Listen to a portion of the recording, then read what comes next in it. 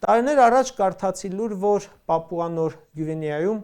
նախագահական ընտրությունները չեղարկվել են, որովհետև իշխանական կողմի մարդակերները կերել են ընդդիմադիր թեկնածուին։ Մտածում եմ, ինչ լավ է, որ մենք ժողովրդավարության բաստիոնում ենք ապրում։ Ես հիմա չգիտեմ իշխանականների այսպիսի գործունեությունը,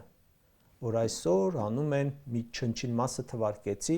որքան ազդեցություն կունենա ընտրությունների ելքի վրա, բայց որ այս ընտրական գործընթացը մեկնարկել է խախտումներով, ոչ մի խոսք։ Ու սա դեռ ընդամենը քարոզարշավի սկիզբն է, որքան կրքերը թեժանան, իսկ դա անպայման կլինի, սրանք պարզապես վստահ եմ կանցնեն էլ ընտրական, էլ քրեական օրենսգրքերի, էլ սահմանադրության վրայով։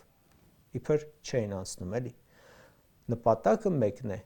պահել աթոռը։ Երբ ուժը խախտում է բոլոր օրենքները ընտրվելու համար, պատկերացրեք, թե ինչպես է այն ոտնատակ տալու ձեր իրավունքները ընտրվելուց հետո։